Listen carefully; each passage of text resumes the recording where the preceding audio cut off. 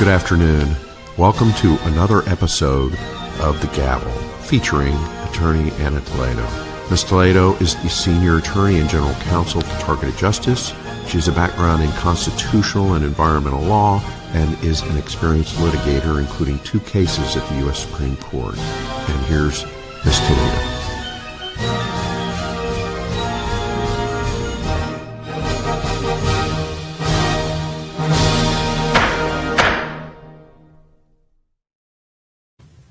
Hello, everyone. Welcome to episode 55 of The Gavel, a podcast dedicated to bringing you the latest news relevant to the community of victims of government weaponization, as well as important updates of my mission for freedom here in Washington, D.C. I'm your host, Ana Toledo, an attorney with over 30 years of experience that now is dedicated to fighting for freedom for all, freedom from modern day torture and lawfare. Today is Friday, June the 5th, and this podcast constitutes a historic record of the fight for freedom from this horrific, unacknowledged special access program run by the intelligence community in the United States and exported everywhere around the world. Yeah, the freest country in the world exports torture and psychological operations to innocent civilians and Havana syndrome to innocent civilians around the world. It's not just reserved for the people, for the whistleblowers, the Christians, the J6ers, the parents protesting school boards, the people opposing COVID mandates, not reserved for all, and the people now opposing the data centers is not just reserved for them. So my goal, as you know, many of you know, that is to expose this program, because once it's exposed, it can no longer operate. It only operates because it's supposed to be covert. Once it's no longer covert, it's game over for the criminals. So I fight for freedom from torture and accountability against the government criminals that have obliterated the lives of so many that are not as lucky, as fortunate, as blessed as you are that are watching this, many that didn't make it to this day. And for them and for the generations to come, we are making this the good fight, the fight that God has placed us here to perpetrate, to carry out for freedom for everybody.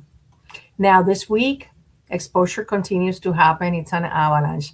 And the beautiful thing, which I'm going to talk about in a little while, is that you are seeing that people that before didn't care anything about the issues that affect our community, all of a sudden have gotten on board. And that is a beautiful thing to see. We are in a perfect time to be set free from the criminality. You have, and I have to say, you have no idea all the work it takes for me to get here. I don't have a producer. I have the help from Sean and from my digital warriors, and I do a lot of work that I cannot tell you I do. And maybe one day when we are set free, I will be able to let you know about how I had to squeeze out of 24 hours that didn't exist. Anyways, thank you to my beautiful friend Craig. I love Craig because he always, despite everything, he always has a smile on his face, and that's what we should aim for. So that's how I'm going to start the invocation of the Holy Spirit that we all carry within us, and hoping that it covers this beautiful space, because, as you know, the criminals don't like it when we speak out. And this is your safe space where we can talk about those things that nobody can judge you. No one will judge you because we know we speak the same language. So this is from Matthew chapter 6, and it says 25 to verses 25 and 26, and it reads like this. Therefore I say to you, do not worry about your life. What will you eat, or what will you drink? No worry about your body. What would you put on? Is not life more than food, and the body more than clothing? Look at the birds of the air. for they neither sow nor reap nor gather into barns, yet your heavenly Father feeds them. Are you not of more value than they? And I have to tell you that is, I think, one of the things that has brought me to this day, that I do not worry about all those things that I cannot change.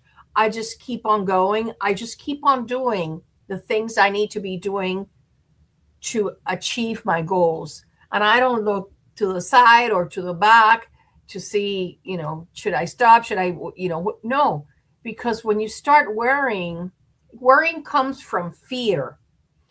When you trust in God, that comes from a place of love. And on a more practical sense, this, for those of you that have a little bit more logical thinking, I have to tell you that there are studies that have been carried out, and they buttress the idea that you do not have to worry, aside from trusting God, because most of the things you worry about do not happen. And I know I'm deviating a little bit from where I'm going to be talking about, but I felt it in my heart to put this out there today. According to research from 2019, 2020, the most reliable study says that from 85 to 91% of the things people worry about them never actually happen. The best scientific data comes from this study that says that for many participants, about 1 in 4, 0% of their worries materialized. That does not mean that you don't have to prepare backup plans, because when you prepare a backup plan, then you frustrate the criminal's attempts at making obstacles in your life. That's not what I'm saying. I'm not saying don't prepare a backup plan, but what I am saying is don't over worry. And particularly for those of you that have the horrific V2K torture telling you, I'm going to kill you. By now, you know two absolute truths. Number one, they are cowards and they're not going to kill you because they could have already done it.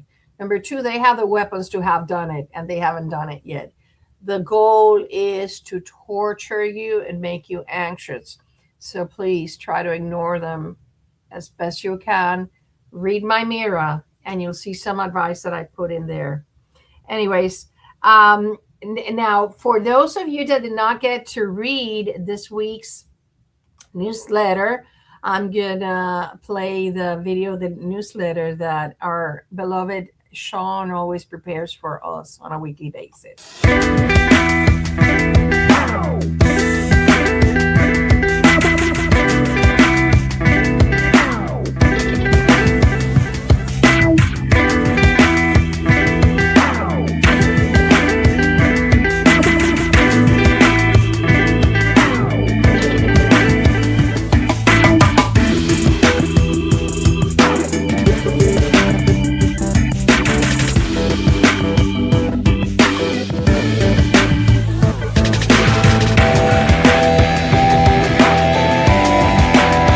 Weathermen are predicting a hot, dry summer with a super El Niño in the Pacific Ocean. One of the following methods that can cause Los Angeles has failed to fill their water reservoirs for 2+ years. It's apparently part of the fire plan. One of the methods that can cause these fires are satellites. The satellites use an infrared frequency, which is invisible to the human eye. However, a special camera that detects infrared frequencies can see the laser beam. The specific frequency is called near-infrared, or NIR. For actual imaging video, go with a full-spectrum converted DSLR mirrorless or a Cyanix Aurora. These are the only realistic consumer-level solutions that are able to see 1064 nm wavelength. Don't be naive. The government criminals will be watching for anyone that buys an infrared camera. Be anonymous. Either pay in cash or use a go-between method.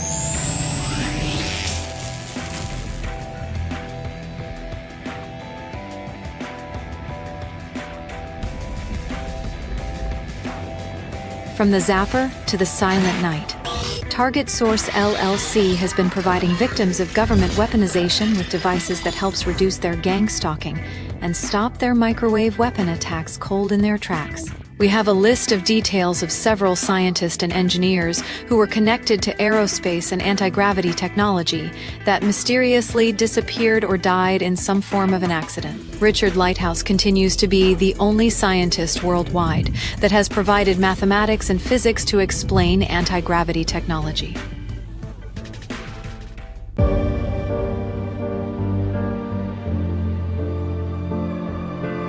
The TI program mentioned in the Epstein file validates the experiences of survivors. I'd rather die standing than live on my knees. I was followed everywhere, and that's when the nightmare really began. Someone you love and care for can be a victim of this.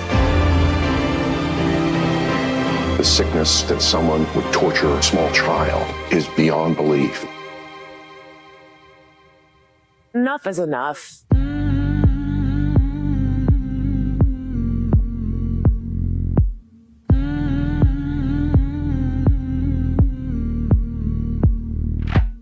It's real. You think you could go to the law enforcement? No one will believe you. They're in on it. With a high-powered weapon, kill an enemy over time and without leaving evidence. It's my belief that the only reason this torture program is still going on is because the public just simply doesn't know anything about it. Well, that's the thing. After they're done with us, they're coming for you. People that have been subjected to such horror that it makes me more determined to bring this to an end. Every disaster has a blessing in disguise, but it's up to us to utilize this moment to do something.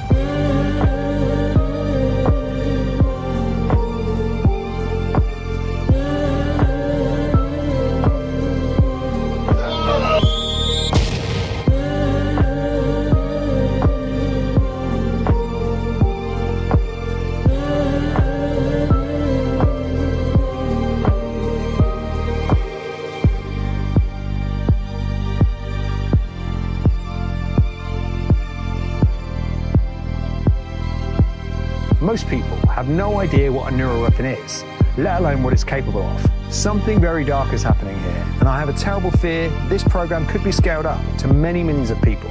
We must do something.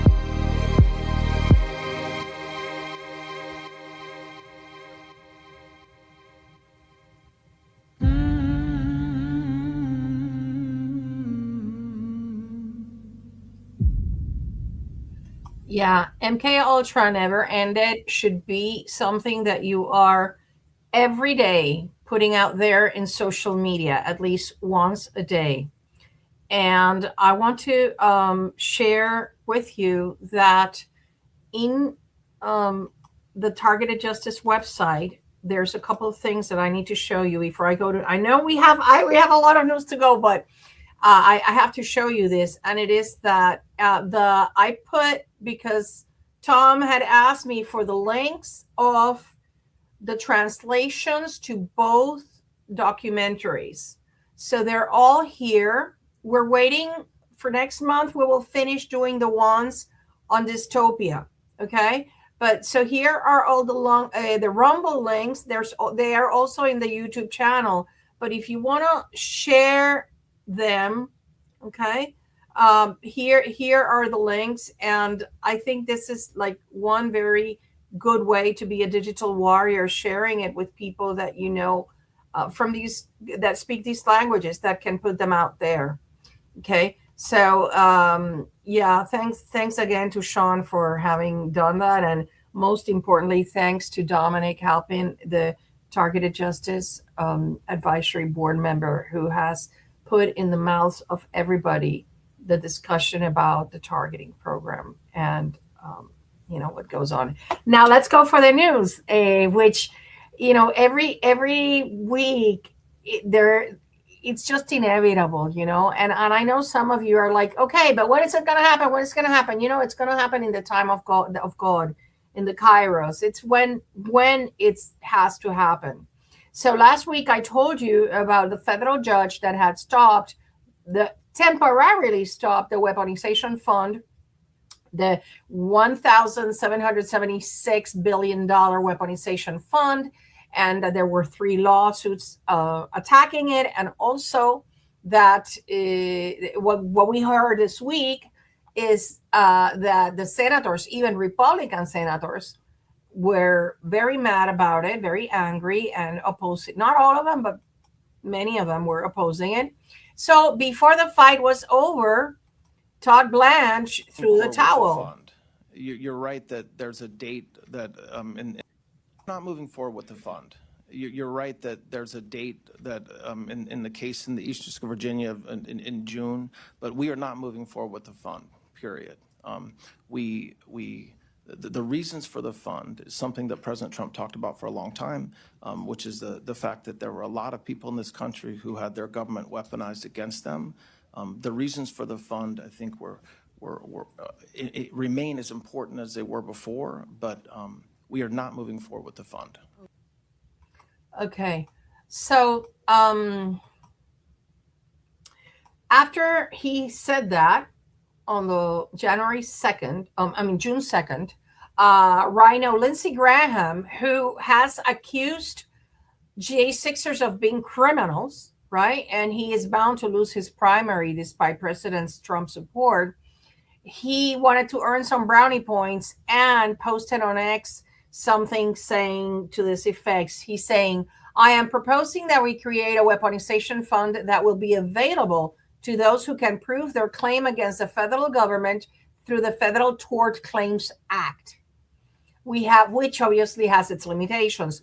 We have a legal system already in place for people to make claims against the government. That does not need to be reinvented. However, it is imperative that we allow people with meritorious weaponization claims to come forward and receive compensation through this fund. We have to recognize, now he's changing his tune. Now he's saying we have to recognize there was a wrong that must be made right if you can prove your claim through the existing process. But it's not over, because then yesterday, President Trump made it very clear that he's not leaving the J6s behind. Ruled against it. Yeah. But just so you understand, these are people that have been decimated. These are people that lost their lives over nonsense, where the FBI said, go in, police, go into the... And they were supposed to serve 5 years, 10 years in jail. People committed suicide. People were treated, there's never been anything like this. What happened to those people? And these were many great people. And I gave them pardons. I'm very proud to have given them pardons. And I think they should be reimbursed for a crooked government. The government was crooked. This was the Biden group. And it's not Biden. Biden was too gone. Yeah, Biden was too gone. It's the intelligence community. And that's the dot they still have not connected, that it all started at the CIA. And then they used the minions at the FBI to plan and entrap everybody. And so they also have the gang stalking. And even though the J6ers, what happened with the J6ers is that they, from A to Z, they did the program on them. And many of them don't even know that they are targeted. They don't even know about the program. They just think that they are a special class of people, which they were, because they were targeted for their political beliefs, and they just did the whole entire psyop on them, and many of them get the directed energy weapons. I really believe that President Trump is going to think of something, because he always does. And he seems to be coming back from that phase where, I was like, I don't recognize him. He seems to be coming back. And what I have to say about this fund is that anyways, the one good thing I thought it would produce would be apology letters, because I think that each one of you, even those outside of the United States, has the right to present your case before a jury of your peers, because you're not going to settle for pennies, because the torture that has been perpetrated against you is worth millions and millions of dollars. It's literally going to bankrupt the United States. But the thing is that there are private companies. The 600 companies that collude with the FBI, they are liable too, because they put in the reports to DSAC. DHS and all of its partners that have taken millions of dollars in their grants, they're going to answer to you. And so will the doctors that implanted you. that diagnosed you as a schizophrenic when you were not. There's a lot of private pockets that will pay for your damages, for your pain and suffering. So this weaponization club or panel would not have provided for any of that. And I am absolutely certain, because I can tell you for my side is I want those people that perpetrated the harm, the private ones, to pay as much as the government. It's solidarity. They are jointly liable. And I am sure that most of you feel the same way. Anyway, so more shall be revealed in that sense. Now, this next thing is I wanted to show you. See, there is something called divine justice, right? And John Bolton just pled guilty to mishandling of confidential documents and information using unsecure servers to share information. He has been one of President Trump's fiercest critics, insisting that the Mar-a-Lago raid was justified, when we already know that it was not. And I want to, and I'm going to talk to you a little bit about how we're going to continue to see. It is my belief that we're going to continue to see, like God says, vengeance is mine, right? Well, this is what's going to be happening with all these characters that perpetrated so much harm and so much harm against the targeted community. This man under George Bush Jr. was, and I'm giving credit to the Lighthouse who taught me this, but I looked it up. He was the Undersecretary of State for Arms Control and International Security. He handled non-proliferation arms control policy and was a key advocate for the Iraq War and the U.S. withdrawal from certain international agreements. Now, this is the one. He is the one that pushed for removing the United States from the International Criminal Court. And it is my opinion that the reason he did that is because he knew that the United States would be liable for crimes against humanity, right? And before that moment happened, which is about to happen pretty soon, he wanted to make sure that the United States would not be subject to the International Criminal Court. So that's important, that treaty, even though that treaty was approved under Clinton, but then under President George W. Bush Jr., the U.S. formally notified the UN Secretary General that it did not intend to become a party to the Rome Statute and therefore had no legal obligations arising from its original signature that had been on December 31st, 2000 under President Bill Clinton. So it was him who was responsible for the unsigning of the treaty that the United States had originally agreed to. So the way I see it is that justice is happening. He's probably he has to pay a $2 million. He agreed to pay a $2 million fine. And it's likely he'll be after they do the investigation, that he'll be sentenced to some time in jail. We don't know that. Anyways, now what matters for us now, FISA 702. As you know, the expiration date is June 8th of the 45-day renewal is June 12th. So all our eyes are on that.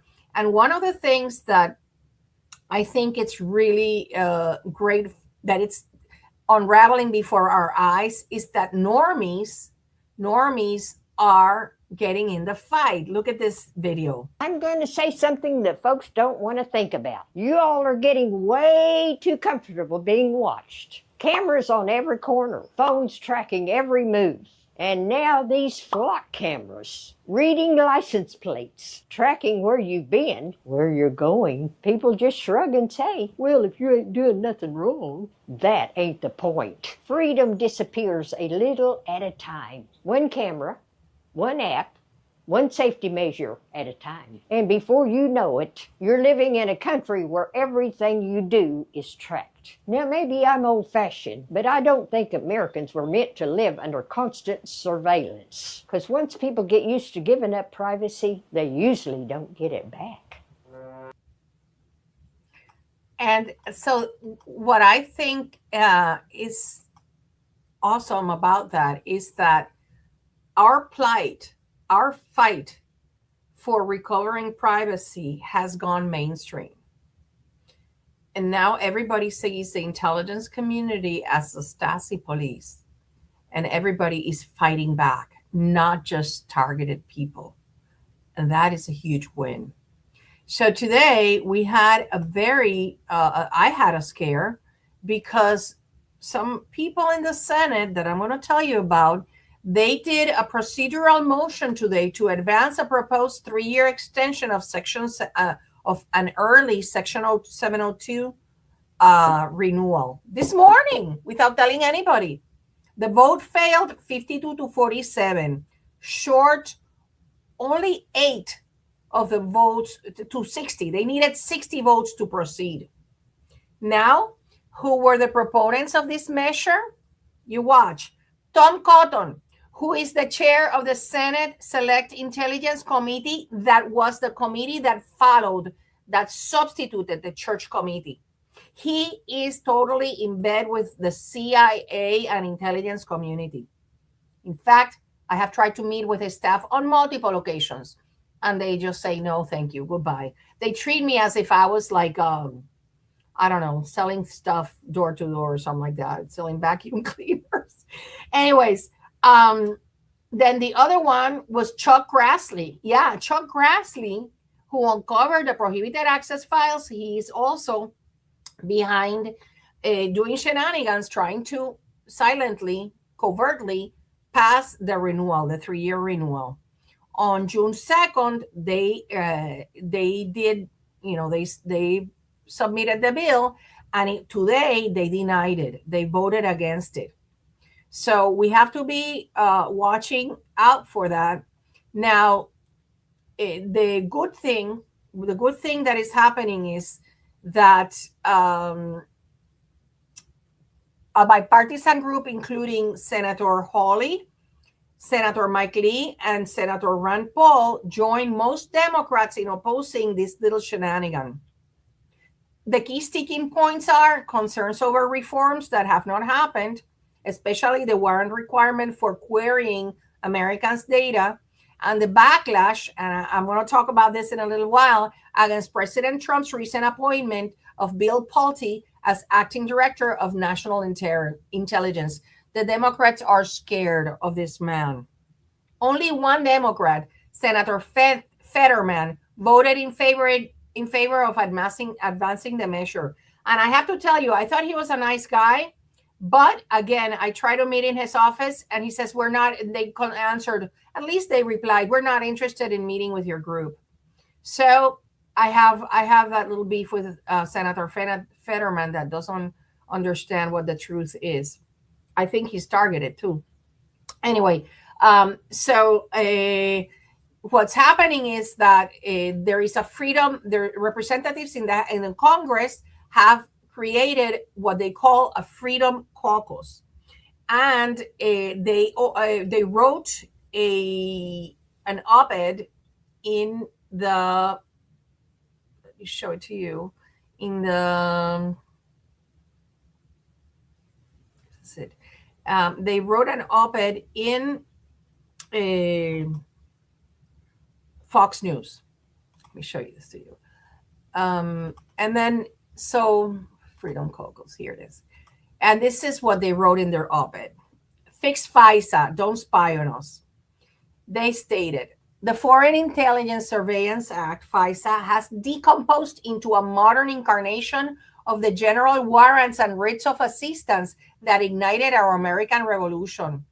Created as a tool to track foreign threats, FISA has evolved into a domestic surveillance machine, sweeping up Americans' communications, hiding behind secret courts, and treating the Fourth Amendment like a roadblock instead of the supreme law of the land that it is. The rattlesnake on the Gadsden flag is issuing a new warning. Don't spy on me. We can start by addressing the expansion of the term electronic communication service provider. 2 years ago, the government broadened its surveillance phishing tool to include everyday Americans. Intelligence officials wanted access to one specific company. Instead, they rammed through the sweeping language that now lets National Security Agency, NSA, compel any U.S. business or organization with a computer, router, or server to hand over communications. That includes your local hardware store, community center, and yes, your neighborhood church.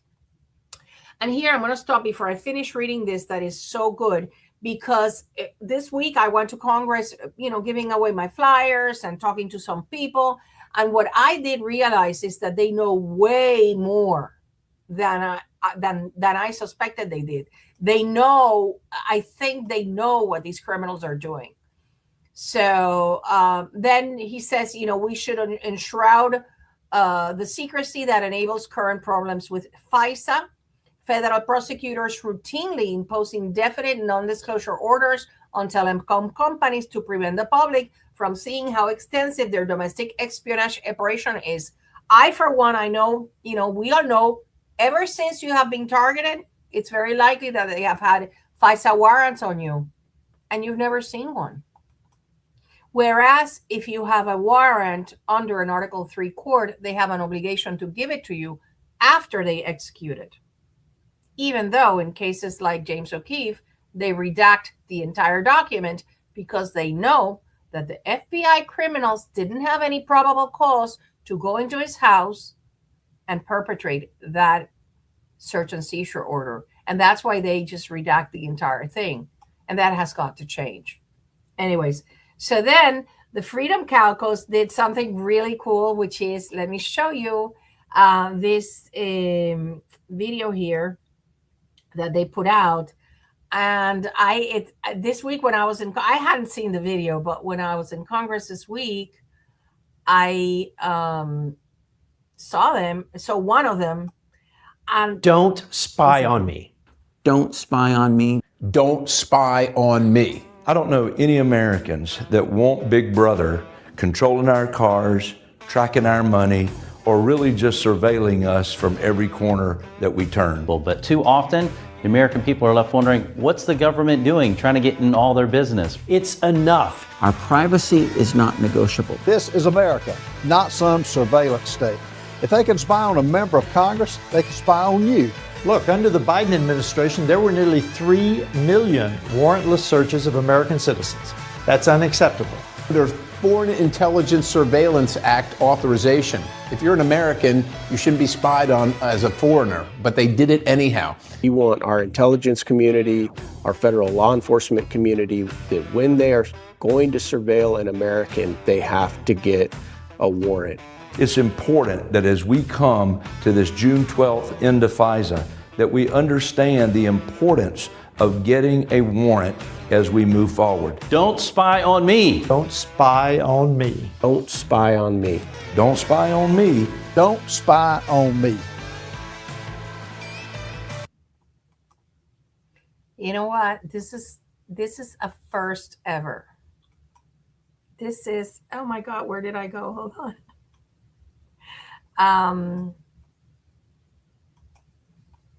Okay, there I am.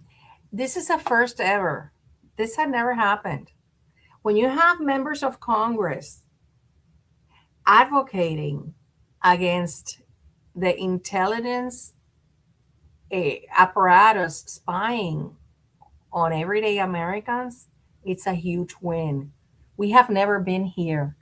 And I want you to feel as encouraged as what this means. This is huge. Okay. Now,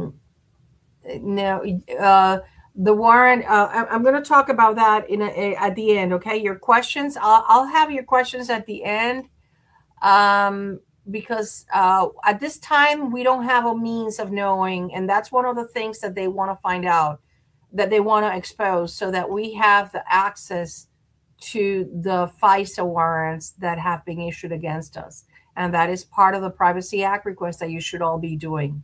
Anyways, in the Senate, we have the man that's always for the good fight doing the same thing, advocating for reform to FISA 702. Senate negotiators, meanwhile, close to finalizing the legislation which would extend Section 702 of the Foreign Intelligence Surveillance Act, or FISA, after months of unsuccessful efforts there. What are your expectations? I think what our intelligence community did to Donald Trump as a candidate in 2016 was unforgivable. It was an abuse of power, and really has happened to many, many Americans. We found out that tens of thousands of Americans are being spied on by their own government.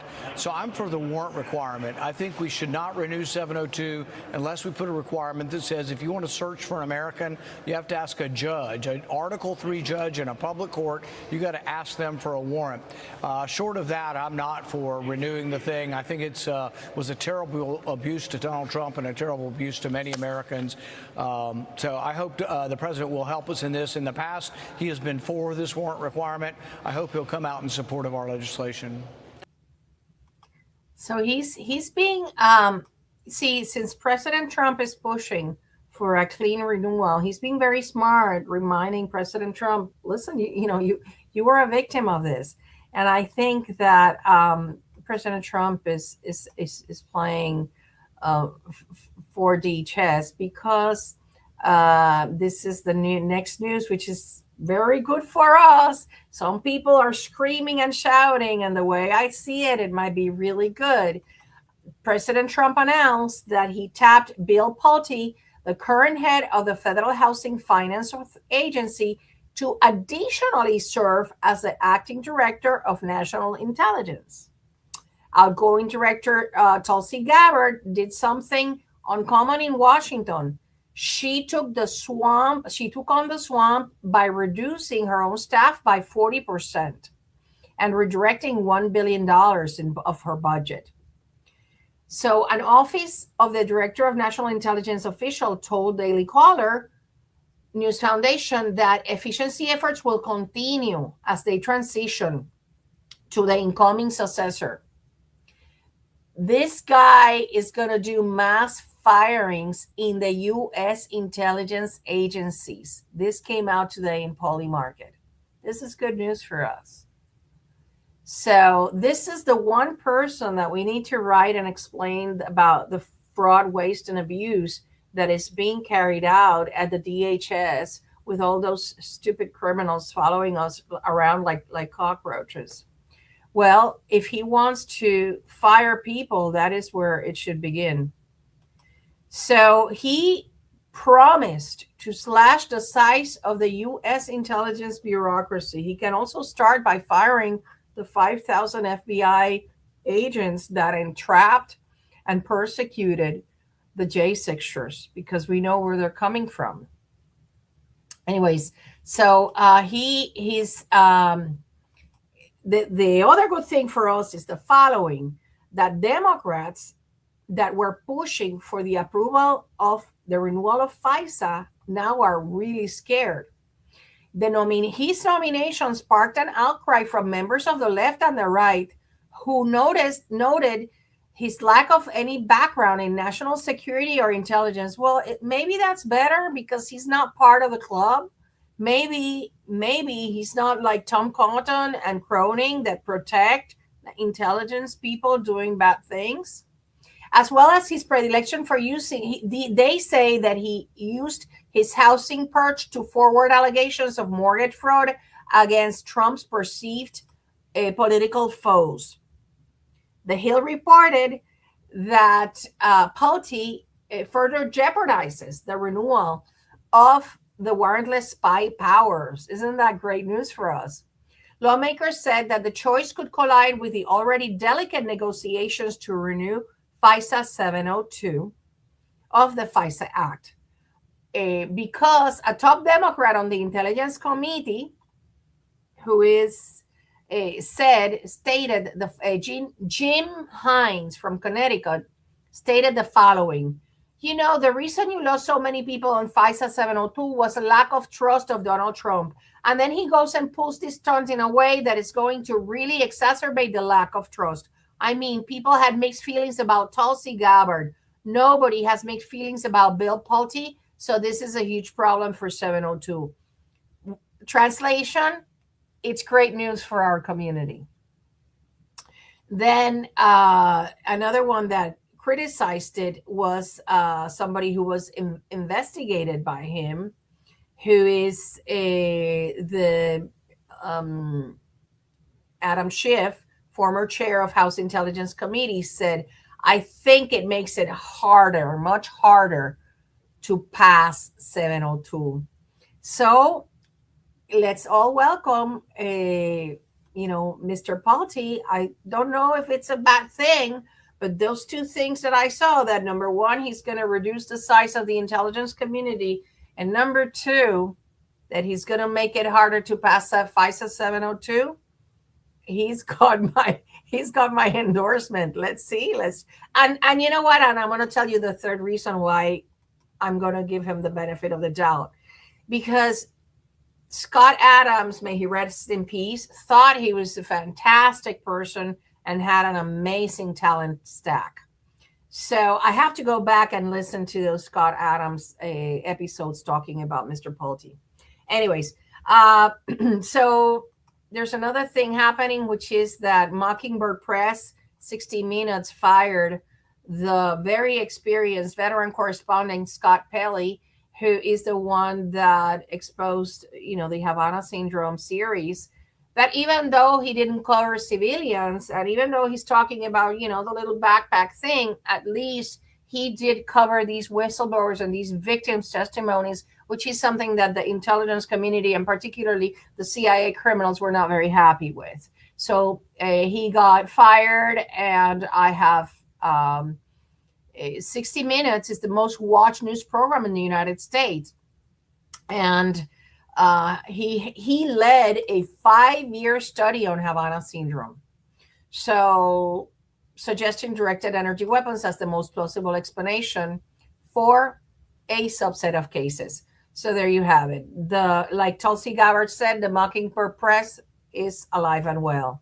Now, Kevin Shipp, he's a whistleblower of the CIA, a former CIA, and he is denouncing that his former wife, who never worked for the CIA, is, and I have to differ from him. He says that she's bound by the state secret privilege, and I'm going to explain why I think that's not correct, which threatens her and my kids from making public what the CIA did to them: poisoning, destruction of all their personal property, being followed and threatened by agency officials.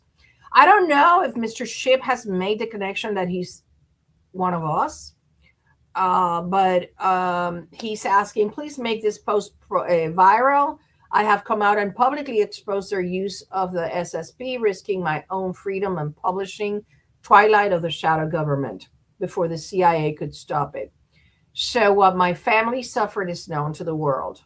Now I'm requesting to go before a congressional investigation, which we know it has to be, it's very likely, Napolina Luna's MK Ultra hearings that I have to inform to you. This week I went again and I brought some more information that can help. That it's the oversight committee that is going to be doing that. This is no time to back down. If you want to send your email, and very short email, 3-4 paragraphs without any typos, saying MK Ultra never ended, I can attest to it, that this and this and this is still happening. Anyways, regarding the state secrets, like people throw it around national security as if it was, like a common, attorney-client privilege, and it's not. The Obama Attorney General explained that the standards to determine the application of state secret are very reduced. And it says the department will defend an assertion of the state secrets privilege. This is Department of, he was the Attorney General under Obama. In litigation, when a government department or agency that asserts a privilege makes a sufficient showing that assertion of the privilege is necessary to protect, and here's the important part, information that the unauthorized disclosure of which reasonably could be expected to cause a significant harm to the national defense or foreign relations of the United States. With respect to classified information, the department will defend invocation of the privilege to protect information properly classified. They haven't been paying attention to this, but this is what the reason I bring it before you is because it's a legal document that the executive branch is supposed to adhere by, and they're not doing that. So what is national security? Well, the Supreme Court has defined it. National security in U.S. versus Reynolds, a 1953 case, the Supreme Court says is this privilege, which is you invoke the state's secrets privilege when national security can be harmed. Okay? Supreme Court has expressed the only reason that justifies invoking national security as an obstacle to produce information is through the state's secrets privilege. This privilege requires that the party invoking it prove that there is a reasonable danger that the disclosure of the documents or information would expose military matters which, in the interest of national security, should not be divulged. In my personal opinion, the fact that the United States of America is perpetrating torture and exporting it everywhere around the world, that is not protected by national security. Those are crimes against humanity. And even if they are not guilty in the International Crimes Criminal Court, Nuremberg 2.0 is in order. Anyways, I'm going to give you an update this week. As I mentioned before, I went knocking on congressional doors, and I was, like I said, I was surprised to see that, in fact, one of the guys that I said, please, FISA, he's like, yeah, I'm on the Freedom Caucus. I'm one of them. I didn't know because I didn't recognize him. But now I know who he is. So anyways, the good ones, like Thomas Massey mentioned, there are 30 really good representatives in Congress, and they are not going to budge. I don't think they're going to allow anyone to bully them into changing their mind.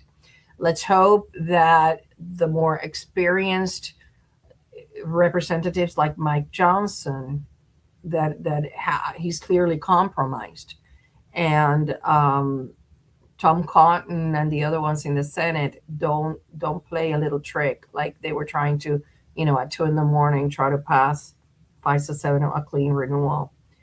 We have Andy Biggs, we have Eli Crane, we have Thomas Massey, we have a lot of good people that are going to do the good fight.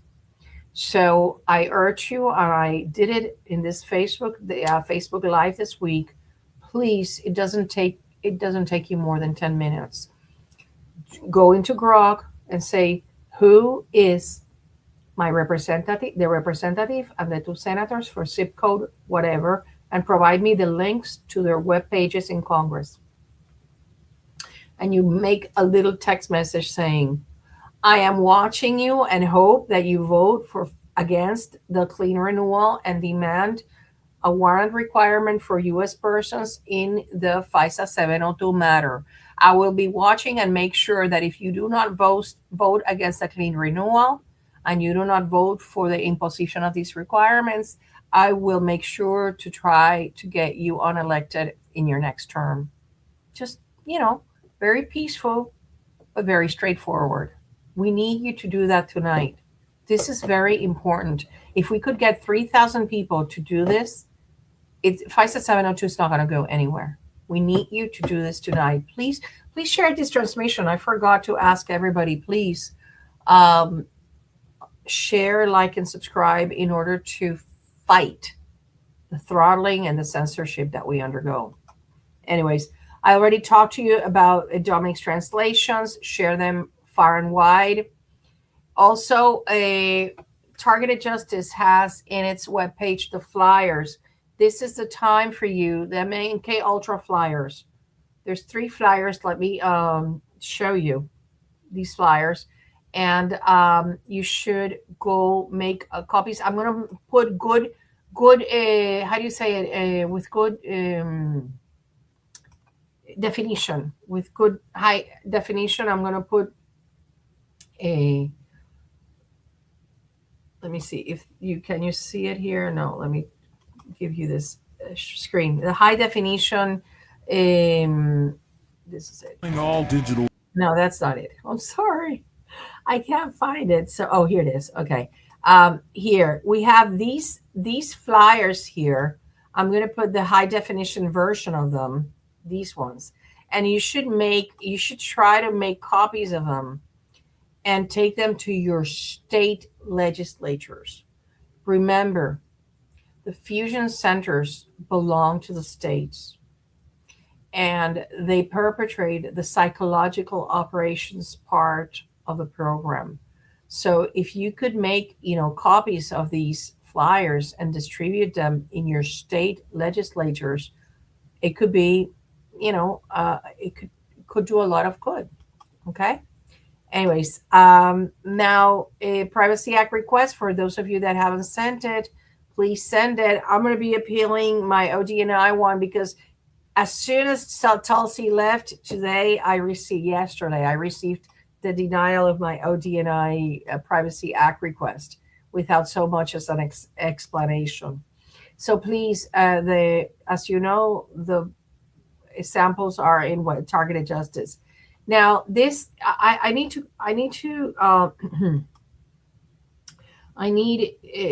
mention this to you because some people think, oh, this is cute, whatever, but it is not, and it is something that you should stay away from, which is the following. This is happening in Twitter. And it's, oh, take your personality type test. No, do not go there, because this is the type of thing that the criminals do in order to perfect your torture menu. If they hadn't figured out your personality type by now, because as you know, your torture menu is created pursuant to your personality type. So don't go there. Don't give your information for free. I see people that the first person comes along and saying, oh yeah, I am collecting information on targeted individuals. And since you have such a desire to tell the world of what they have done to you, well, you go and you tell people that you don't even know who is behind that computer screen. For all you know, it could be the criminals. Do not relinquish your private information, including that of your torture, to people that or corporations you don't even know who they are. Please stop doing that. And, just keep your records, keep your journaling. Only entrust people that you know who they are and that you know they are legitimate. That's just my personal advice. I just tell you what I do. I wouldn't give my information to anybody. Finally, tomorrow there is a Latin American in Spanish, a live stream for the Latin American victims with our Vice President for Latin America, Javier Dadan. So please, if you see the stream, share it with any of your Spanish-speaking or Latin American friends. And I want to just thank you. I just want you to be very confident that really amazing things are happening. We are in a historic moment that had never happened before. The truth avalanche is unstoppable. So I want to, as always, be grateful to all of you that have made it possible for me to be here fighting for you. As I have told you, I'm not leaving here until the very last one, until the last weapon is shut down. I know that's an ambitious thing to think and say, but that is my goal. I don't want just the United States people to be free from torture. I want everybody to be free from torture. So there's a lot of work to be done. And let me check if there's any questions here. There's a lot of people that have been putting comments. Yeah, France. Okay, so this person asked me, can we do anything in France? The first thing you need to do, France, is the following. You're going to send a Privacy Act request. You're going to go to targetedjustice.com and copy it. Why? Because the 27 countries of the European community have a right. And if they don't give you your information, that you have a right to examine and demand correction, you also have a right to sue. And I would like to have a nice little group of people from Europe for a Privacy Act request lawsuit. So please start with that and don't take no for an answer. Okay, thank you for your question. That's, it really is, oh my God, hold on. What did I do? I don't know what I did there. Anyways, so I hope that answers your question. And also remember what I have told everybody, that when this is exposed, the people from outside of the United States can file a lawsuit in the United States courts for the harm that has been perpetrated to them. We have to organize attorneys. We have to educate them. And that way, that's going to be one important mission, just as I have promised that I will be educating attorneys here in the United States, so that they know how to plead and allege everything about this and provide them all the information. We can make to benefit this. Okay. You're very well. Merci bien. Il n'a pas de quoi. Thank you so much. Thanks, Craig. I'm clearly against the silent. Okay.